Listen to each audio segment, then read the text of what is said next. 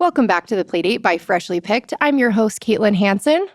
And I'm Annie Battad. Annie, how are you? I'm doing great. How are you, Katie? So I almost called you Kit. No, you can call me whatever. I'm like, so used to calling you Kit. I know. Half the time I introduce myself as Kit and half the time it's Kaitlin. And it's like, which one do I pick? I'm like, one and the same. Yeah. Just depends on how I'm feeling.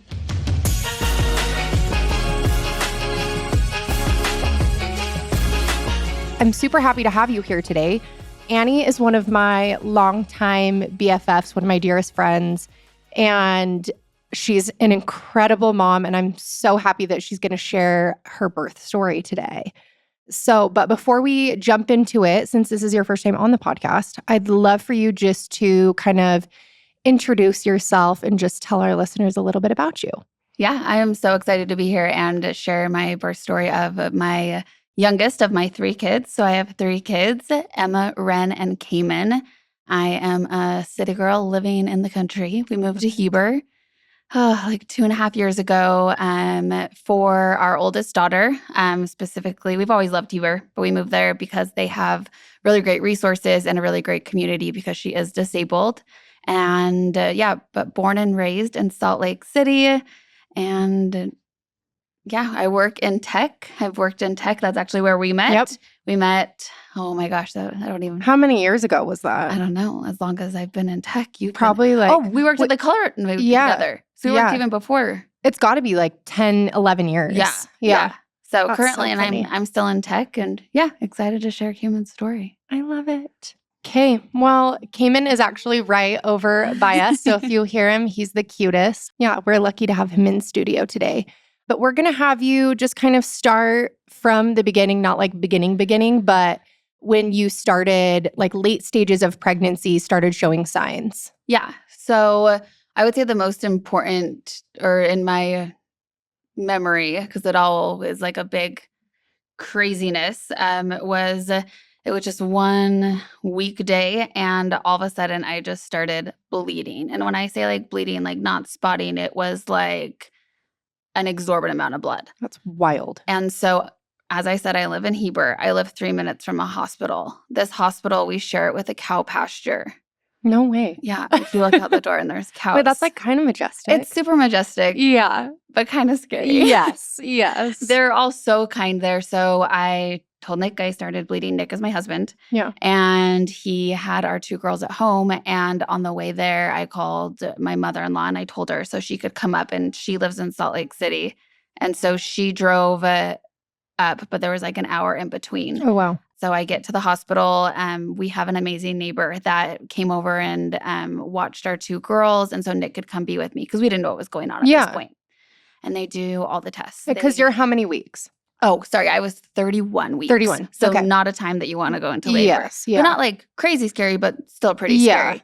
So there was, I felt like they didn't believe how much. I was like, guys, there was so much blood. Yeah. Like, sorry, it's like graphic, but like cups.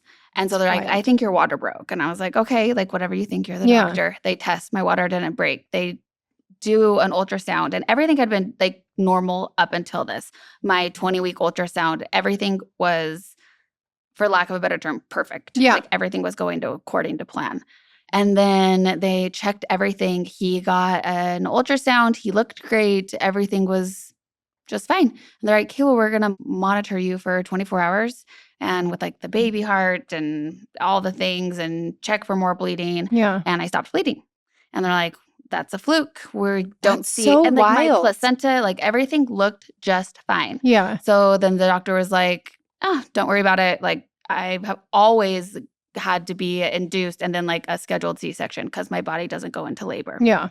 Or so I thought. Yeah. And then we're like kind of brush it off. We're like, okay, that was a really scary thing. And I was put on kind of medium bed rest. Mm-hmm.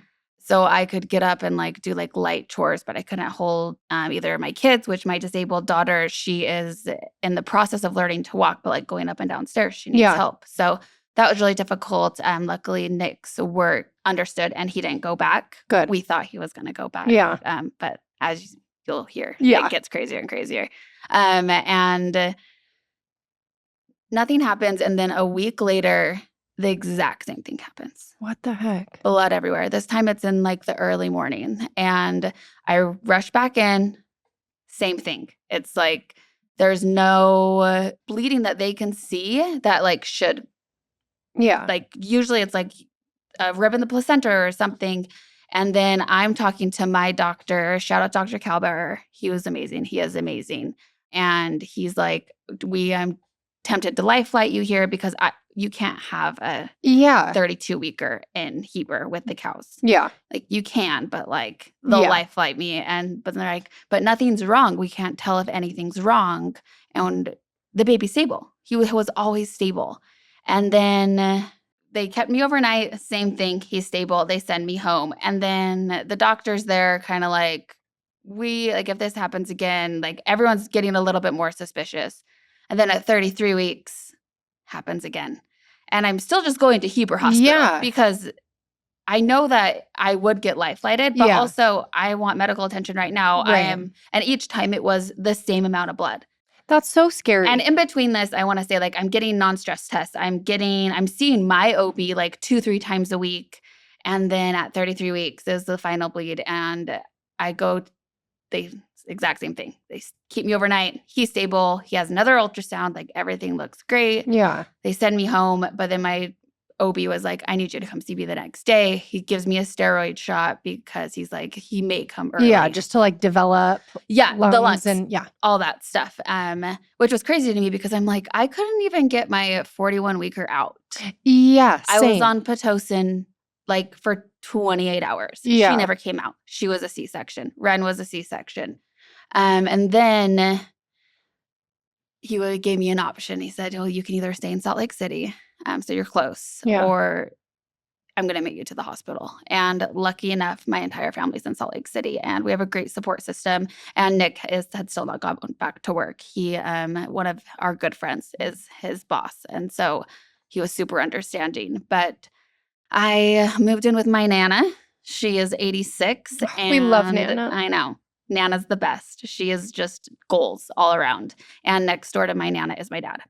So I always thought like being a mom of two, like bed rest, sign me up. Yeah. Like I want to sit on my phone. I want to watch movies, even though the movies I had were it was a box TV. Oh, gotta love it. And I could watch VeggieTales or like old Westerns. Oh, VeggieTales 100%. I know. I could have also like gone to upstairs like where like the actual TV was and stuff. But bed rest definitely caused a lot of depression. Oh, I can only imagine. About what's going on with this baby because everyone's like, we don't know where all this blood's coming from. Yeah, no answers. No answers. And then the day before I was 34 weeks, I go in and I'm losing weight like crazy because I don't really have an appetite because I am so anxious. And I like told my doctor, I was just like, I am not well. Yeah, and you have 2 other kids. And I can't work out. Yeah. I can't see my kids. My kids can't really stay with me. Ren and Emma had just started school. Yeah. So it was just really hard to be away from them. And then the day of 34 weeks, and I would have like Braxton Hicks kind of. Yeah. But then I started having contractions and I was like, okay, these like kind of hurt, but there's no way I'm going into labor. I don't go into labor. Yeah. Like that's failure to progress. Yes. Yeah. Yeah. I've always been failure to progress. And then they start kind of hurting and they start seeming like more consistent. So this is probably like 7 a.m. And I call Nick. He's in Heber with our kids. And I was like, hey, I'm going to go to the hospital. I'm going to call my mother-in-law to take me to the hospital. And and I was like, but don't like worry. Like, I don't want you to stress. I don't want you to stress out the girls. Just come down here. Get the girls ready, get them up, and then drive on down. Our sister-in-law, so his sister, Liz, you know Liz. Yes. She met him at the hospital and like she was going to take the girls. Yeah. And so I call my mother-in-law and it's funny. I call her and she's like, I was just thinking about you. And I was like, I think you need to take me to the hospital. And she's like, okay. And I was like, I think I'm going into labor. Like something's wrong. Like I need to go. Yeah. Actually, I don't even think I said, I think I was going to labor because I didn't believe I actually was. Yeah. Okay. I had to grab Cayman. He wanted to join the party about him. We're so happy he's here. So my mother-in-law is like, I'll be there in 2 minutes. She lives like 5 minutes away from my Nana. And I go upstairs and my sweet 86-year-old Nana, who isn't the spryest because she's 86. Yeah. But still just the dang cutest. I tell her, I was like, hey, I'm trying to keep, like, I'm trying to keep things light. Yeah. I think for everyone else and for myself. Just like, hey, I think like I'm getting some contractions. I'm going to go to the hospital. And she's like, well, let me take you. And like, I was like, we don't have time for that. Yeah. Like, no. And so I was like, no, Nick's mom's coming. And so Nick's mom picks me up. Worst drive ever. Like, shout out to all these moms that like have contractions. I have never experienced them without an epidural. I was like screaming at her. Really? It was like the most painful thing. And she was like, we got to time these. And she, like, I was complaining about her car. Yeah. I was complaining about her car being too like rickety. And it was like, she drives a really nice car, but it was just any motion. Yeah. And then like, she drops me off and I ring the doorbell and I'm like, hi, like, I think I'm having contractions. Like when you like walk into IMC. I'm just like our local, I think it's a stage 4. Yeah. They have a stage 4 NICU. At this point, I was like, you need to tell Nick that like, come down, you know, like it's actually kind of getting serious. And then I'm like one of those people straight out of the movies that you walk in and I'm screaming when I'm having the contractions. Like I'm doubling down on the floor. Not that I felt like anything wasn't as it was perceived in the movies, but it had never happened to me before. Right. So they grab me, they weigh me. And I was just You're like, we don't have time for this. Yeah, like get me in a bed. Get me, I don't know what's going on, but like I want an epidural. You're like, I need help immediately. And I always planned on a C-section. Yeah. Because my pelvis never could open. Right. And so, and then I also was like, they're going to check me and I'm going to be at like a 2. And then usually like you have to wait like 5 hours or whatever, you know? Like it doesn't happen that fast. Right. At least in my head. So you proved me wrong. And then I get there and they get me in a room, they get me in a bed and they check me and I'm at a 5. And then everything in the room changed. Like they're like, okay, let's do this. And I was like, wait, can we just not? Like my husband's not here. And they were like, no, like we're doing this. You're 34 weeks to the day. We're going. Yeah. And then they're like, do you want to do vaginal or C-section? And like, you have to think like none of this I had ever planned on any of this. And so the one thing I could think, I was like, C-section, that's what I always had. And like, I can hold my pee still. Right. And I'm going to keep it that way. Same. Yeah. So I'm like, no, I want a C-section. They're like, okay, we're going to do an emergency C-section. And I was like, okay. And then husband's still not there. He's on his way down, but like, you can only drive so fast down Parleys with 2 kids in the car. Right. My mother-in-law came with me to the OR and she was not prepared, as no one was. Yeah. She's wearing a long denim skirt. She has to suit up. She is a part of the Church of Latter-day Saints. Yeah. And so she has her garments on. Yeah. And you have to wear like blue scrubs. And so Lynette took one for the team and wore her garments under because the long denim skirt obviously wouldn't work with the thing. So she rolls up in her garments and they take me down to the OR. I get my spinal block and then they just start cutting open to me. Oh, and my OB's out of town. Wonderful. Yeah. So Cal Bear's out of town. Just a trifecta. Yeah. And so it was just crazy. And then... Wait, which doctor ended up delivering? I honestly can't remember his name. Was it in Cottonwood OBGYN then? Yeah. Okay. And I think I want to say Dr. Johnson or... I hadn't heard of him before, but he was great. He was great. Yeah. Yeah. And they start cutting me open. And I always choose like not to watch. Lynette is like... The surgeons had to be like, excuse me, ma'am, can you please like back up? Like she was ready to grab a scalpel and like help them on out. It was amazing because Nick just like always used to like take a peek because they take your organs out. Yeah, and, like, it's actually really wild. Yeah. I've got pictures and it's like, there's a gaping hole. Exactly, yeah. And Lynette is not like squeamish like that at all. She probably loved that. Oh, she did. Yeah. And then they Aside from it being scary. Yeah, but she, I will say, was so calm. She was like, it's going to be okay. Like, she was just like ready to do this. And one of my favorite memories is I'm pretty private. I don't like telling everything to anyone. So I hadn't told anyone. Nick and Lynette and my Nana were the only people that knew. And my Nana had called my dad. So I'm literally getting sliced open, and I hear the nurse go, "Your dad's on the phone?" And I was like, "What?" And they're like, I'm like, "Is he here? Is he on the phone?" They're like, "He's on the phone." And because he was worried, because he knew I went to the hospital, I'm not answering my phone.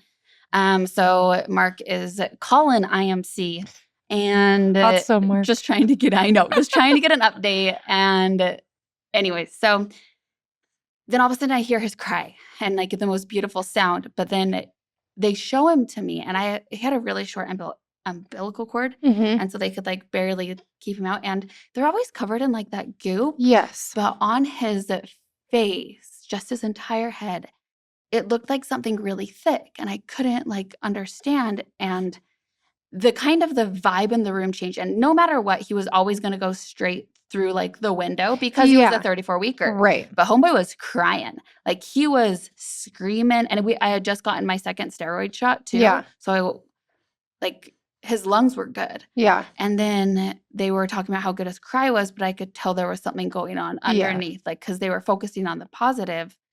Then Jess, I can't remember her last name, but she is the director of like neonatal at IMC, just happened to be there. And she was on my delivery. Oh my gosh. And so what are the odds? What are the odds? Yeah. Like there are so many tender mercies throughout this entire process. I'm going to get emotional. But well, I am too, because anytime Annie cries, I cry. I know. And vice versa. But then Jess, I really wish I could remember her last name. But she comes around and she goes, "Your son has a very rare skin disorder. He's getting life flighted to primaries." And I'm kind of like doped up a little bit because they give you something. I don't know what they give you. You're not all there. Yeah, I'm not all there. And then you also have this thing, and I think that at least I have, like when my daughter was diagnosed like with a seizure disorder, and like that it's like, this couldn't happen to me, especially because like I had already been through so much with my oldest. Yeah. And then I'm like, it couldn't happen like to me again.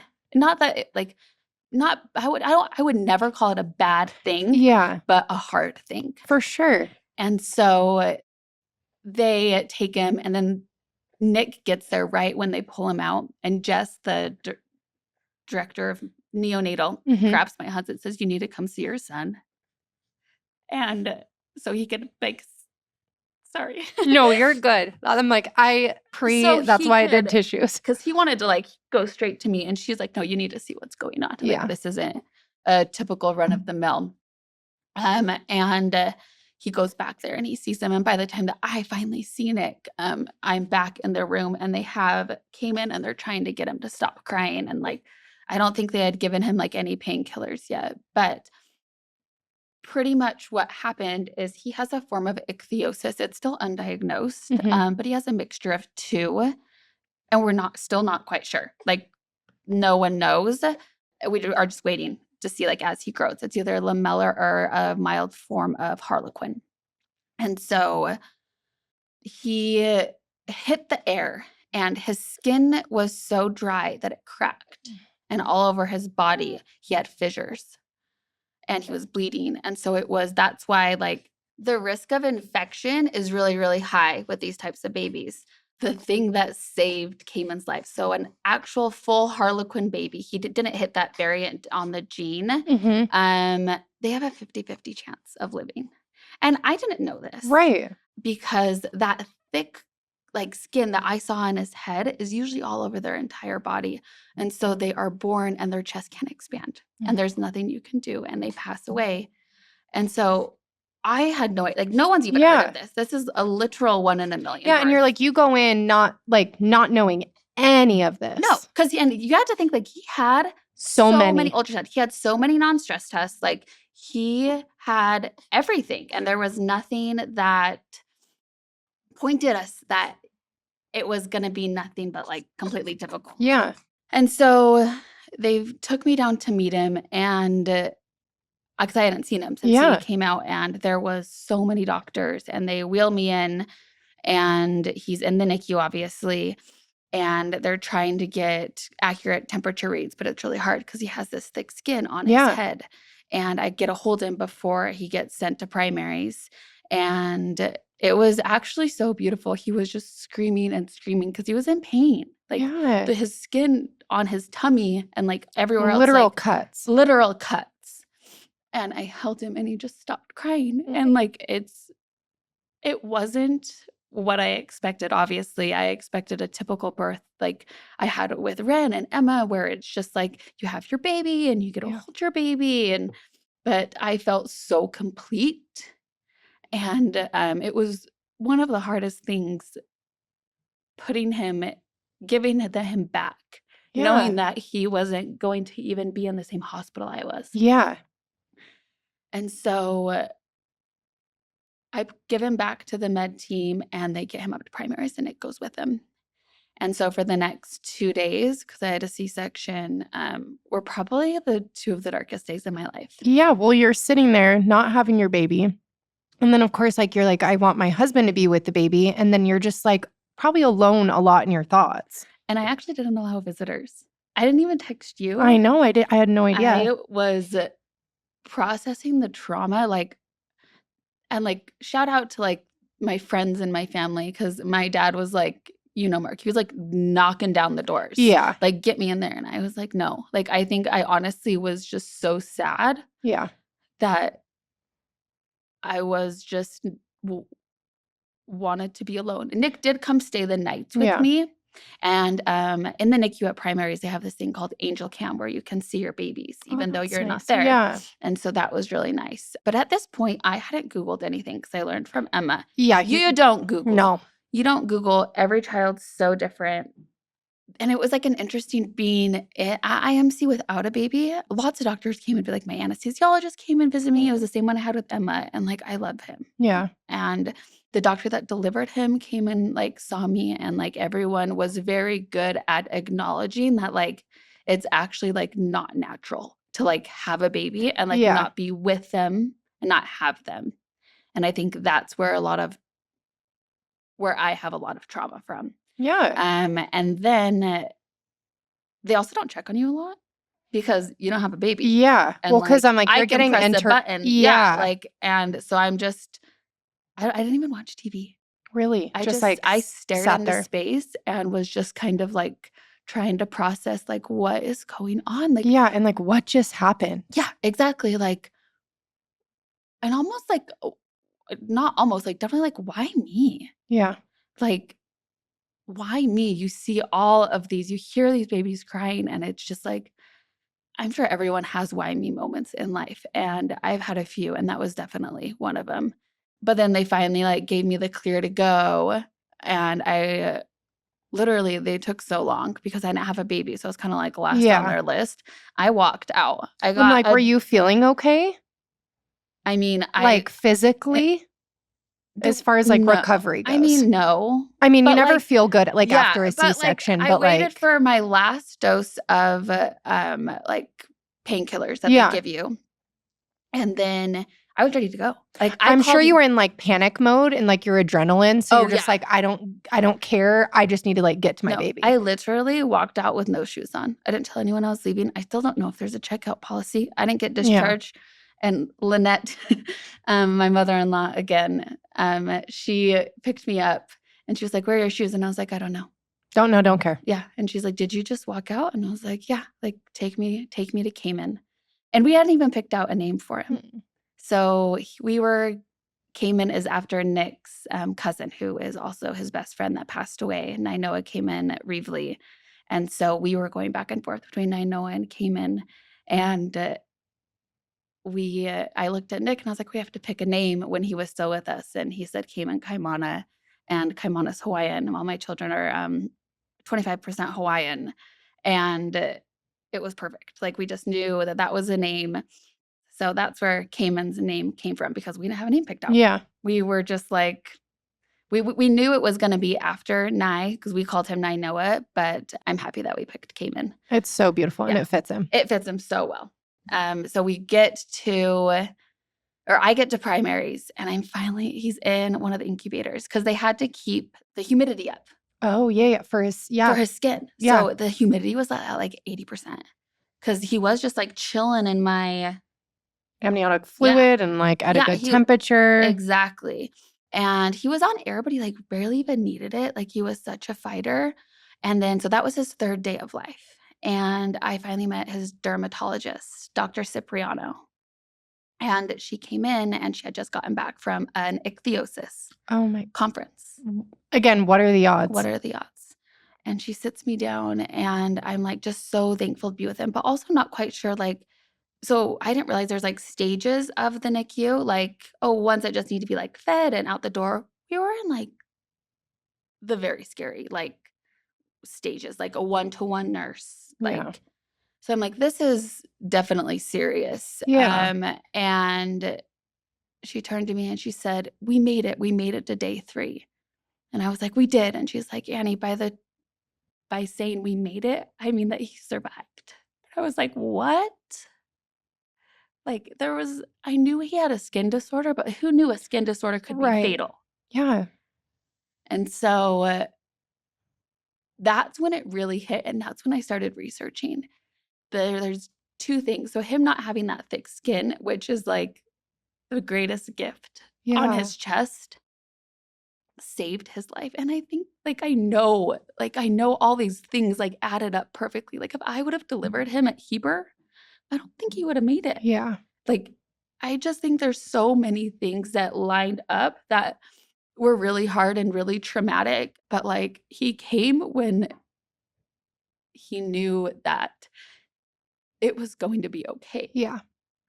And so me and Nick are at primaries, and Nick's family and like my aunts and uncles, like they just took our girls and had the best time ever. Like Ren and Which Emma, like you needed that, they needed that. yeah, and like it was amazing. Like I'm so thankful for them. And the first few days, like he almost lost fingers because he came out and then he got so like everything got like not bloated. What's the word I'm looking for? Like swollen. Yeah, he like got so swollen that his fingertips started turning white. Goodness. So then we had like hand surgeons coming in being like, we might have to amputate his finger or like, which that's something that you're like, I never even thought. and I'm just like, what is going on? Like he was so swollen, you couldn't see his toes. Mm-hmm. Like I wasn't even sure if he had toes. Yeah. And then the fissures, and he was on a lot of morphine to keep his pain level down. And they're like, you're going to be here for 60 days. And I was like, what? And I had heard of a lot of people that like had to go to the NICU. I haven't had any friends that had, or like acquaintances that have gone for 30 days. Like we did. Actually, no, I would say no close ones. Yeah. And I can honestly say the NICU, if you ever know of someone or have a friend or a family that they end up in the NICU, I don't care if it's at primaries or IMC, send them like a DoorDash gift card or anything, love, text, anything, because that's one thing that I didn't realize is how traumatic the NICU was. The primaries NICU team was amazing. We had some really great nurses, and he got put on like a Accutane almost. Okay. Just like high concentrate vitamin A. Is that what No, like literally Accutane. Oh, Accutane. Like, okay. Yeah, like for acne. And I haven't like looked at the research behind it, but to help get these really thick pieces of skin off. Because pretty much Cayman can't form the barrier. Okay. And that's why the fatality rate for his condition is so high, because first of all, you have all these open fissures. Yeah. And that can lead to have sepsis. And then you have the thick skin on the chest that can lead to them just like not being able to breathe. Yeah. And I'm sure it affects circulation and like everything. Oh, yeah. And like it affects hearing. And yeah, but we had our dermatologist, Dr. Cipriano, she was there every day. She, like, I still to this day, like, we go in for checkups. I have her personal cell phone number. She's amazing. And we fought like a lot of tiny battles like in there. Like he spiked a temperature one night, and with that you're just like, is this it? Yeah, and I'm sure you feel so like helpless, like you can't do anything. So helpless. And we had only, because me and Nick, and especially like, Nick, he is really private, and we only had like 3 people, I think 3 people come and see him the whole 30 days. Yeah. We didn't have my girls come, even though they could, but I didn't want them to really be like asked to come because Ren, my second, is attached to me at the hip. Yeah. And she would, if she knew it was an option, it's kind of one of those things. I felt like if I opened it up, then she would like ask and want to be there all the time. Be like, well, just let me go to the hospital with mommy. Yeah. But like one night he spiked a temperature and we came in and he was pretty much on antibiotics for 3 weeks, his first 3 weeks of life.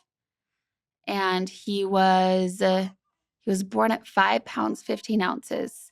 And they discharged us 29 days later at 5 pounds, 13 ounces.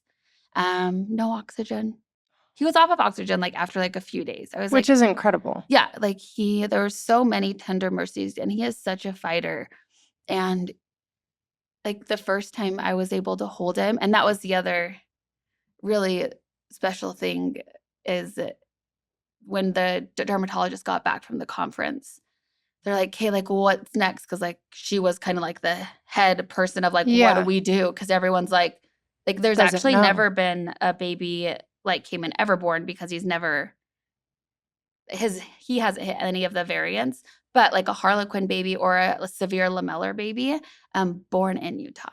That's wild. So yeah, Cayman is his own story in general, but like no one knew what to do. Yeah. And they said, well, what do we need to do? And she said, we need to get that baby in mama's arms. And it was such a relief because I thought I wasn't going to be able to hold him for 30 to 60 days. Yeah. And so we had to be like scrubbed up. He was in like an isolation room and we got to hold him and Nick got to hold them. And it was just so amazing. And Lynette came and held him, and I'm pretty sure Liz did too. Like it was just, you can hear him talking. I'm sure that was like such a special moment and like a relief just to hold him in your arms. Hold him, because at that point, like Dr. Cipriano was very, very blunt, which I prefer. Yeah. I'm like, don't sugarcoat anything. Like, tell me how it is. And she's like, yep, we made it to 3 days. Now we got to make it to 7. Yeah. Now I need to make it to 14. And then, yeah, we were discharged he was born September 1st. And we were discharged the last day of September, and that was NICU Awareness Month. So I was aware of the NICU that whole month. Yes. And we kind of got into a routine after a while. Like I started sleeping at home because my mental health was getting really, really bad. And Ren, who is so well-behaved, like not to brag, but she's so good. She's a very well-behaved child. She started acting out. And so I started staying home more and Nick was going more. And we got into a rhythm that I never, ever wanted to get into. Yeah. But yeah, so that is my birth story with Cayman. Yeah. Oh, that's like, and he's just like the most special fighter, like just defying odds. Left and right. Yeah. Emma still defies odds, but he is even more. Like he had such a hard time holding on for us. Yeah. And like coming home, it was still like, are you going to hold on for us? Yeah. Well, I'm sure every moment is scary and still is because there's so many unanswered. There's so many unanswered. Yeah. And he was always going to be our last baby. We always planned on 3. We were shocked he was a boy. Yeah. I was sure he was a girl. Yeah, he fought to be here with us. And now he's just my little buddy. He's like, so I literally, perfect. like, I bring him to the podcast. I'm like so glad that you did because I love him. I know. He's like, he comes everywhere. He is doing so good. His condition makes him like small, but like, I remember like we both had big first babies. Yeah. And I remember being like, Emma is in 3 to 6 month clothes and she's like 3 weeks old. Yeah. Well, and Emma was even bigger than Liv. I know. Emma was 9 pounds, 11 ounces. Yeah. Yeah. So he's still in 3 to 6 months clothes. He's going to be 1, but like the adjusted age like confuses me. And like, he's the 3rd child. So I'm like, he's like 9 to 10-ish months. Yeah. But he's still in 3 to 6 months clothes and his sisters adore him. We adore him. We're learning how to best like keep up with his skin. Yeah. We're learning it just as much as like I feel like he is about like each other, like, okay, how do we make it so his skin, because his skin overproduces like nonstop and he gets itchy. And so, but we've been able to dry brush him. And so he Yeah. was off of Accutane in the NICU, and then he was on Tazorac. It's actually used Oh, for yeah. like, I've tried Tazorac. have you tried Yeah, it? it's like it will rip your face apart, like peeling wise. Yeah, and that's why they do it, because on his face, and for some reason, like we don't know, just like I mean, in everything. high school, I was like dabbing like way too much on. So I was like peeling. Well, and I could tell I'd put it on him and it would hurt him. Yeah. And so it's such a rare skin disorder that there's not a lot of people that have tried new things. Yeah. And so Nick actually started dry brushing him, and we haven't used Tazorac in weeks. Okay, that's amazing. So we're learning about his skin. He's teaching us so many things. And yeah, it was not the birth story. He literally proved everything that I expected wrong. Yeah. Like having a baby early. I never thought that would be me, like being able to have a vaginal birth, even though I just like decided not to. Yeah. And then like I never planned on like a primaries NICU baby. Yeah. Where it's like you make friends with these moms that like I was made friends with a mom, and she like a week later lost her baby. Yeah. And like, yeah. So No, thank you so much for sharing that. It's like really, I can't even imagine, but like so beautiful in the end. A couple questions for you. yeah. One is, tell me a little bit about the mom that you hope to be. The mom that I hope to be. I want my children to look back at their childhood and even into their adult lives and be confident and know that each child's so different, and be confident in their own strengths. Like, I love that. I want them to be like I personally know like I'm not that great at math, and like I'm not that great at singing, but like I am a pretty good dancer. Yeah. And like I like, but I want them to know their strengths. You're a great songwriter.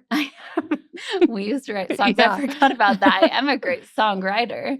But yes, I want them to know their strengths and be confident in their strengths and know that everyone has unique strengths.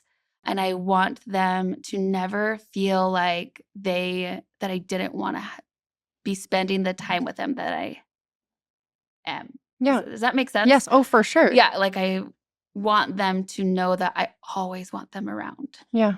And then I want them to come visit me. I want them to call me every day. I call my dad every day. Yeah. Same.